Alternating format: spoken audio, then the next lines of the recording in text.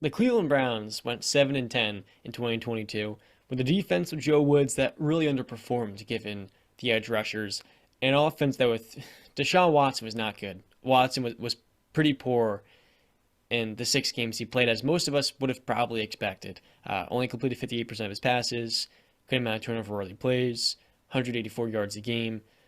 But the Browns do have a full offseason for Watson to get more continuity at this core, work off the suspension and the layoff for a year and a half, and hopefully return to the form that they paid him to reach. A 200 plus fully guaranteed $1 million quarterback. Now, this offseason for Cleveland, their free agents are some pretty big notables. Kareem Hunt, their backup quarterback who led 2 game winning drives, and Jacoby Brissett, Javanian Clowney, Deion Jones, Anthony Walker, Chris Hubbard, and Greedy Williams. Looking at Cleveland's current season, Jay Ray, it feels like there's a lot of tension here on their head coach, the former coach of the year, and you know, maybe get the season not only at the level of playoff winning team, but you have to actually compete in this AFC.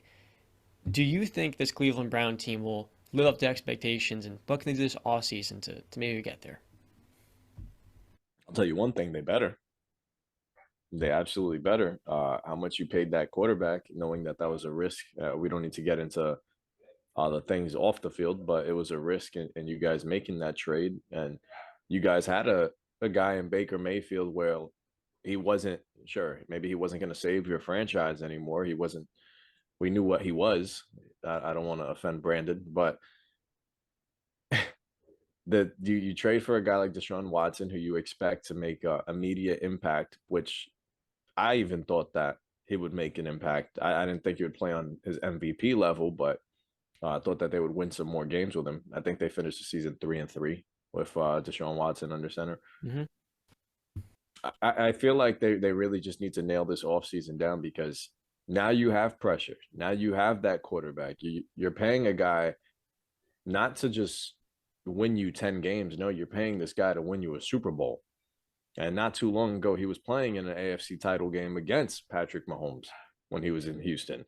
So, It was divisional round oh, it though. was divisional round. My Yep. my bad. Yep. So, but they were very well on their way to an AFC title game before Patrick Mahomes and the Chiefs did their what they normally do.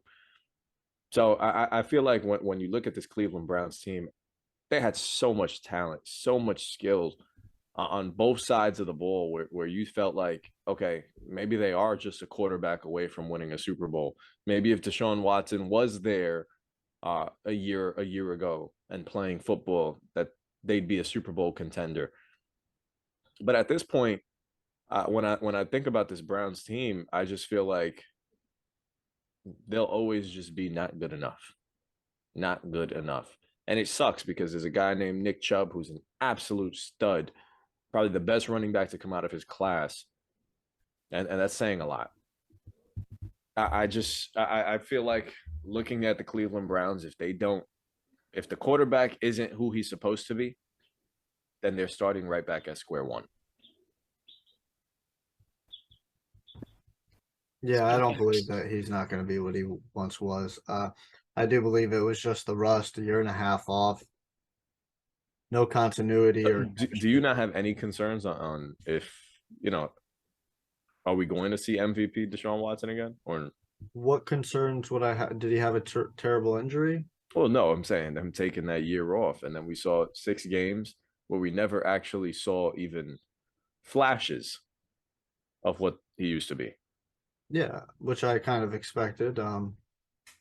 Again, coming over off a year and a half off, you weren't able to even be in the facility for what 10 weeks or so. You weren't able to work out with your team or get any continuity whatsoever.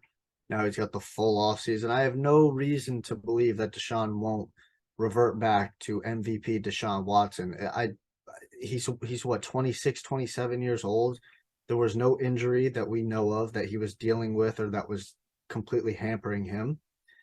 It was just rust, in my opinion. Unless you believe that a 27-year-old that was on course to be arguably the best quarterback in the league for years to come just falls off a cliff completely, which I don't think we've ever seen before.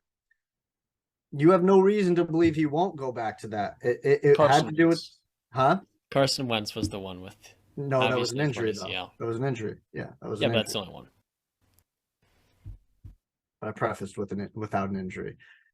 So for me, there's no way for me to believe. I mean, I guess John, you could say maybe it is more mental. Maybe he's in his head, and maybe he questions his confidence and stuff. But I don't believe that. So I have no reason to believe he's not going to go back, and I don't think anybody should. It's all about getting the chemistry, the continuity, the consistency, timing all down with his offense, getting reading the playbook, studying the playbook, honing his craft again, and just working out and getting better. That's that's really what it is. So I do believe the Cleveland Browns are going to be. I think they have a chance to arguably be the second best team in that division.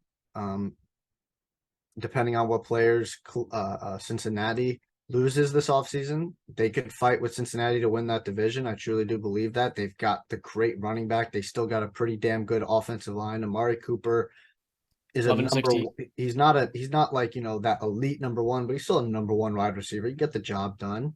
You got David Njoku has finally started to show something. You got Myles Garrett, you got a Denzel Ward, you got some players on that defense. You got a good no wait, they traded the first round pick, never mind.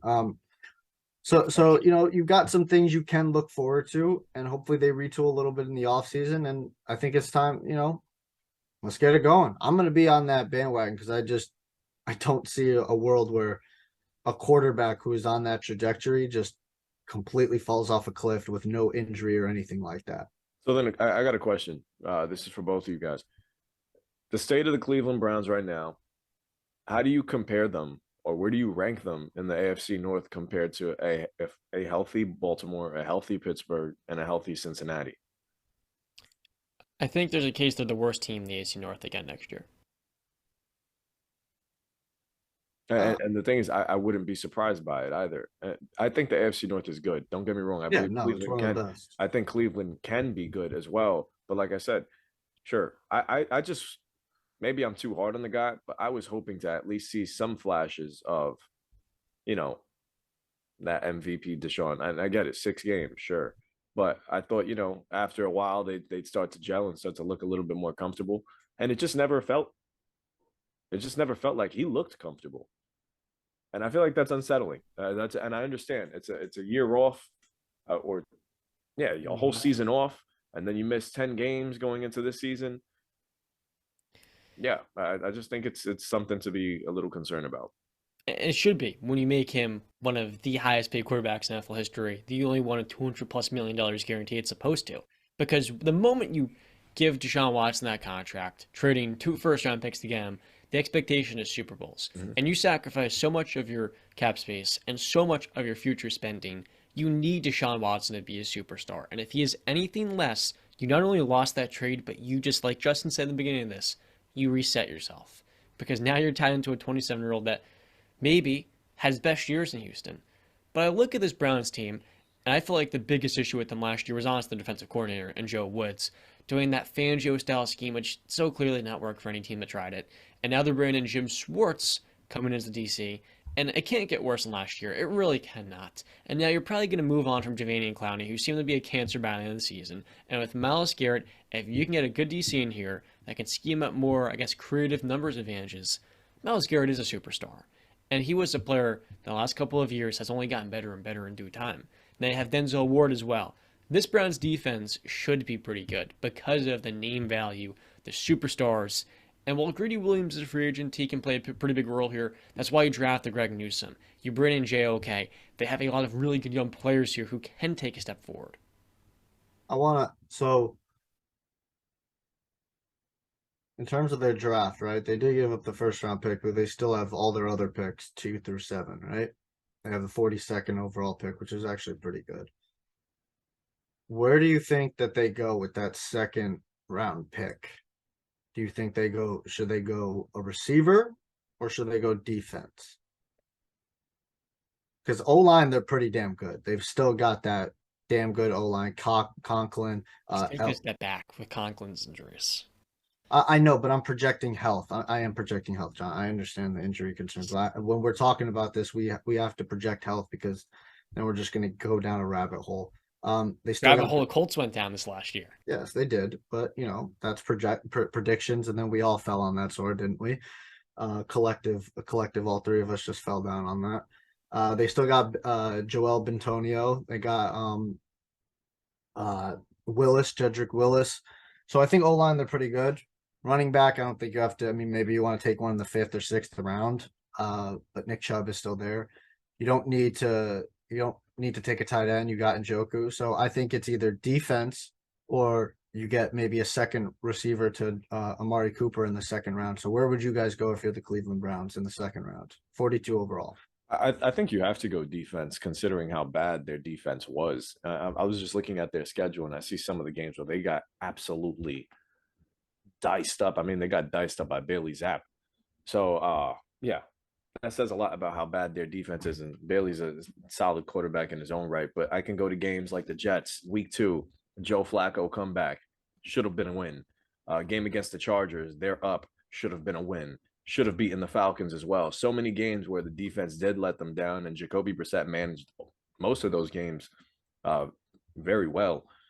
So, yeah, I think you're kind of forced to go defense there. Maybe you can find some kind of talent on the outside later in the draft, because I don't know if any of you guys view Donovan Peoples-Jones as the perfect number 2 to be sitting next to Amari Cooper. But, he did have a I good love season. Donovan. Yeah, so he had a good season, but maybe you got to find yourself a good slot guy that Deshaun can dish it to on third and short.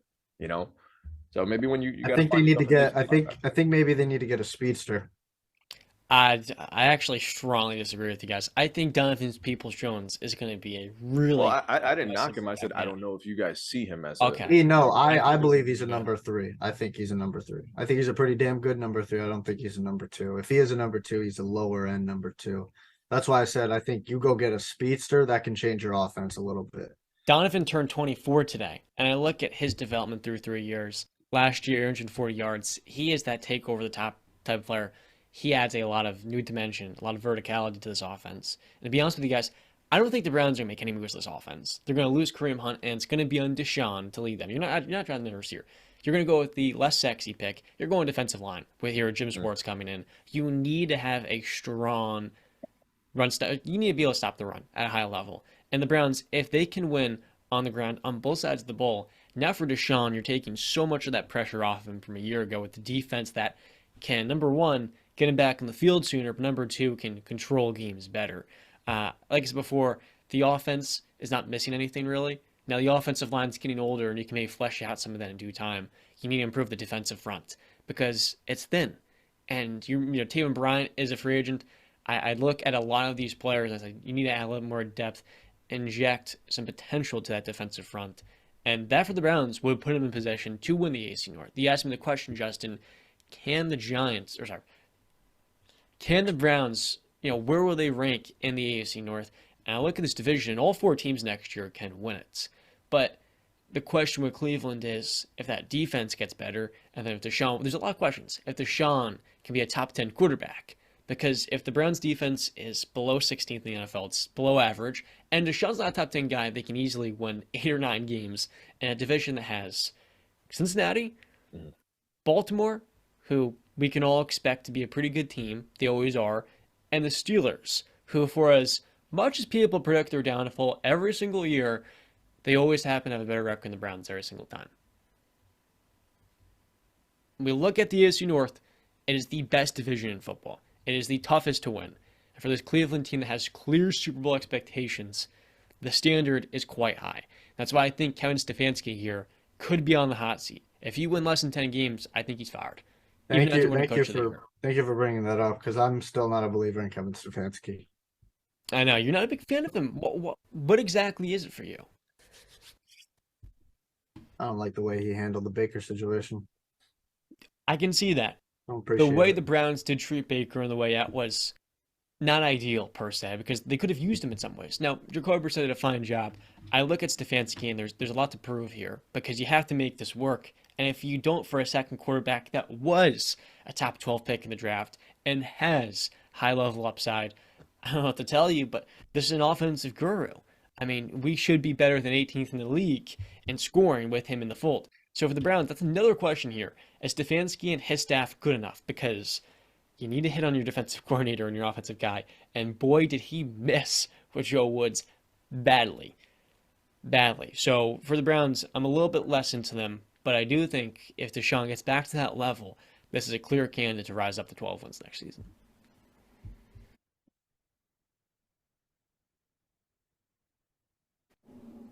12 wins might be a stretch for me.